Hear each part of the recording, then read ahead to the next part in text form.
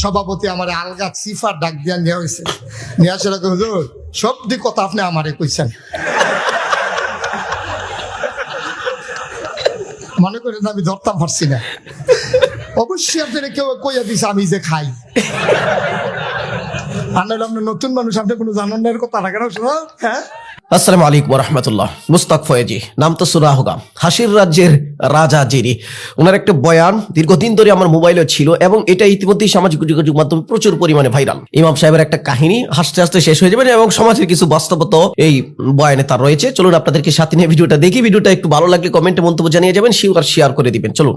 আমাদের দেশে জমার আগে হুজুররা বাংলা আলোচনা করে না, কি করে না? আর আলোচনা করে না কেন? খুতবা দিয়ে নামাজ পড়া লাইছে, নামাজের পরে তার আলগা আনলাম, তুই দি মাশাআল্লাহ তো সুন্দর বক্তৃতা পারতি, তুই তো সুন্দর করে তারা বুঝাইলে পারতি। এই শুক্রবারে এত্রি মানুষ তোর কাছে আইয়ে তুই আল্লাহর কাছে কি জবাব দিবি? কাউ জবাবের লাইন করে রাখছি। আমি তো তুই তারারে কত সুন্দর করে বুঝাইলে কি তা হয়? খাও তুমি এটা বুঝছো, আমি বুঝি না, আমি কোনো কম চেষ্টা করছি না। যেই দিন নিয়োগ হয়েছে 250 লোকের লোক ইন্টারভিউ দিয়ে ফার্স্ট হয়েছি। চিন্তা করলাম এই সমাজটারে বদলাইলাম, বিষয় ভিত্তিক আলোচনা করা।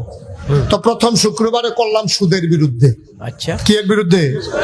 সুদের বিরুদ্ধে। কোনাকান্সি মাইরা একেবারে সুন্দর করে আধা ঘন্টা লাগাইয়া সুদের বিরুদ্ধে ওয়াজ করে সারছি। নামাজ যখন শেষ হয়েছে সভাপতি আমার আলগা সিফার ডাক দিয়া নেওয়া হয়েছে। নিয়ে আসে হুজুর সব দিক কথা আপনি আমারে কইছেন, মনে করেন আমি ধরতাম পারছি না। অবশ্যই আপনারা কেউ কইয়া দিছে আমি যে খাই। আপনার নতুন মানুষ, আপনি কোনো জানান না এর কথা রাখেন। হ্যাঁ, অবশ্যই কারা কইয়া দিছে নামটা কোন হুজুর হারামও না। কেউ আমার কাছে কইছে না ভাই আমি নিয়ত করছি বিষয় ভিত্তিক, সুদরা যেহেতু জঘন্য গোনা আমি এটা দিয়ে শুরু করছি।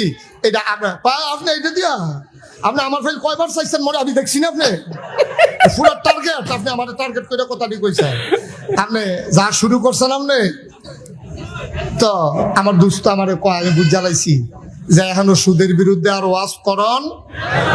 যদি সুদের বিরুদ্ধে ওয়াজ চলে চাকরি আর থাকবে না। তো ছাড়লাম, সভাপতির ডরে সুদের বিরুদ্ধে ওয়াজ ছাড়লাম।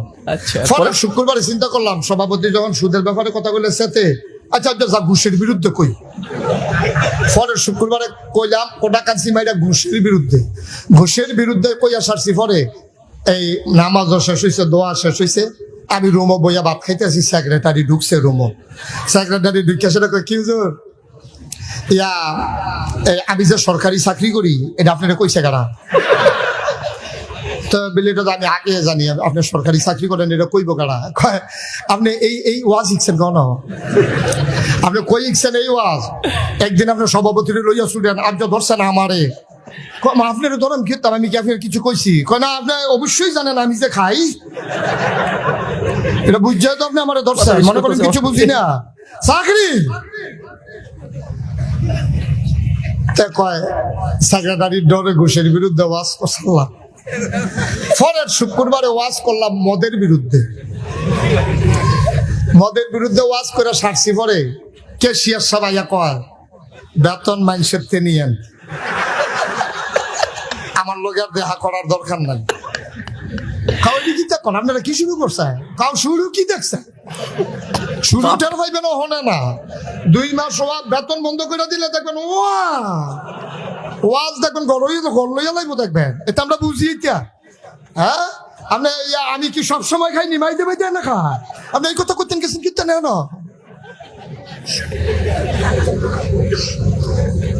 না বুঝিবিল্লা কয় না। তো সভাপতির ডরে ওয়াজ ছাড়ছে সুদের, সেক্রেটারির বিরুদ্ধে ডরে ঘুষের ওয়াজ ছাড়ছে, আর মদের ওয়াজ ছাড়ছে কেশিয়ারের ডরে।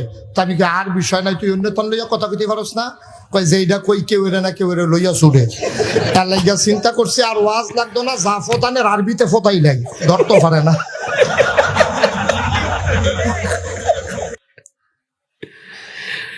এরকম কিন্তু আমাদের সমাজে বহু আছে যে আলোচনার সময় যদি কারো দিকে তাকানো হয়, একটা বয়ান করতেছে, কথার কথা গীবত নিয়ে আলোচনা করতেছে, শাকায়াত নিয়ে আলোচনা করতেছে, তখন একজন মানুষের দিকে তাকানো হলো, সে মনে মনে ভাবতেছে হয়তো হুজুরে আমারে টার্গেট করে কথাগুলো বলতেছে, এরকম করে থাকে আর কি। এখন এই ঘটনাটা কতটা সত্য এটা উনি জানেন, আল্লাহ পাক জানেন। ভিডিও সম্পর্কে মন্তব্য জানিয়ে যাবেন। তো ভিডিওটা দেখে আমার মাথাটা একদম ব্যথা করতেছে, আমি পুরো ভিডিও আগে দেখি নাই, হাসতে হাসতে অবস্থা খারাপ।